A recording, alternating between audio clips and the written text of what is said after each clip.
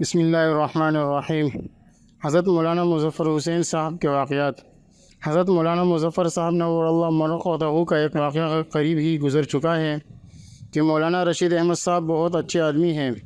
وہ بہت اچھے آدمی ہیں کہ حضرت مولانا مظفر حسین صاحب جب گنگو سے رامپور جا رہے تھے تو حضرت گنگوہی نور اللہ مرقدہ نے کھانے کی تواضع کی۔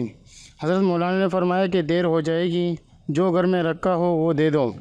حضرت گنگوہی قدس سرہ نے چند باسی روٹیوں پر اردو کی دال رکھ کر لا دی اور حضرت مولانا مظفر حسین صاحب نے ان کو لپیٹ کر اپنے چادر میں باندھ لیا اور رامپور جا کر فرمایا کہ مولانا رشید احمد صاحب بہت اچھے آدمی ہیں۔ حسن العزیز میں لکھا ہے کہ مولانا مظفر حسین صاحب کا کاندلے میں ایک بزرگ تھے، درویش بھی تھے، زمیندار بھی تھے۔ طرز ایسا تھا کہ کوئی ان کو عالم نہ سمجھتا تھا۔ ان کے عجیب و غریب معمولات تھے۔ کھانے کے متعلق ان کے قرابت دار مولانا مملوک علی صاحب نانوتوی دہلی کے مدرسے میں مدرس تھے۔ دہلی سے نانوتا کے یہی راستہ تھا۔ کاندلہ راستے میں واقع ہوتا تھا۔ مولانا مظفر حسین صاحب نے ان سے شکایت کی کہ جب کبھی آپ آتے ہیں تو بلا ملے چلے جاتے ہیں۔ مولانا مملوک صاحب رحمۃ اللہ علیہ نے فرمایا کہ اگر اصرار نہ کیا جائے ٹھہرنے کا تو میں آ جایا کروں گا۔ اس وقت بہلی میں سفر ہوتا تھا۔ اس روز سے معمول ہو گیا کہ کاندلہ پہنچ کر جنگل میں بہلی چھوڑ کر مولانا مظفر حسین صاحب سے ملنے آتے، پھر وہ ان کو پہنچانے آتے۔ ایک دفعہ جب وہاں پہنچے تو اول سوال یہ تھا کہ کھانا کھاؤ گے یا کھا کر آئے ہو، اور اگر کھاؤ گے تو رکھا ہوا کھاؤ گے یا تازہ پکوا دیا جائے۔ مولوی صاحب نے کہا کہ رکھا ہوا کھاؤں گا، بس ایک برتن میں کھچڑی کی کر چن لا کر رکھ دی کہ رکھا ہوا تو یہ ہے۔ انہوں نے وہی کھا لی۔ اللہ تعالیٰ ہمیں بھی توفیق عطا فرمائے۔ یہ جو ہے نا وما انا من المتکلفین، آپ پتہ ہے کہ یہ ہماری زندگیاں مشکل کیوں ہو گئیں؟ بتائیے۔ تکلف کی وجہ سے۔ ایک مصنوعی، ایک بناوٹی زندگی ہے، ہر ایک دوسرے کو دکھانے میں لگا ہوا ہے۔ لوگ کیا کہیں گے؟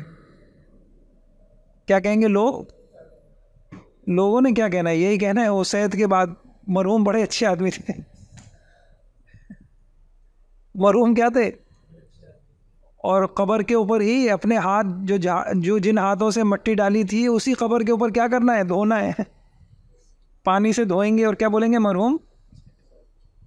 تو بچوں اللہ پاک توفیق عطا فرما دے۔ یہ لوگ کیا کہیں گے؟ لوگ بس اس دکھلانے میں زندگی پریشان ہو گئے۔ معیشت بھی اتنا بڑا مسئلہ نہیں ہے۔ یہ جو ریس ہے نا، دوسرے کے مقابل میں خوشحال نظر آؤں، میں کیا نظر آؤں؟ اچھا نظر آؤں، اس نے ہمیں مار دیا۔ ابھی قریب میں ایک میسج پڑھا، کسی نے لکھا کہ انگریزی نے بھی ہمارے بہت سارے عیبوں پہ پردہ ڈال دیا ہے۔ نہیں سمجھے؟ ایک کیا کسی کا رشتہ ہوا، پوچھا کہ بھئی لڑکا کیا کرتا ہے؟ کہا اس کا روٹیوں کی فیکٹری ہے۔ پتہ چلا تندور تھا اس کا۔ اس کا کیا تھا؟ تندور تھا۔ تو اپنے آپ کو چھپانا اور دکھلانا اور نمایاں ہونا، بس اگر اس غم سے کوئی نکل جائے تو زندگی کیا ہو جائے؟ پرسکون ہو جائے۔ زندگی کیا ہو جائے؟ تو وما انا من المتکلفین۔ اللہ تعالیٰ ہم کم سے کم ہم علماء کو یہ توفیق عطا فرما دے۔ ٹھیک ہے، چلیے۔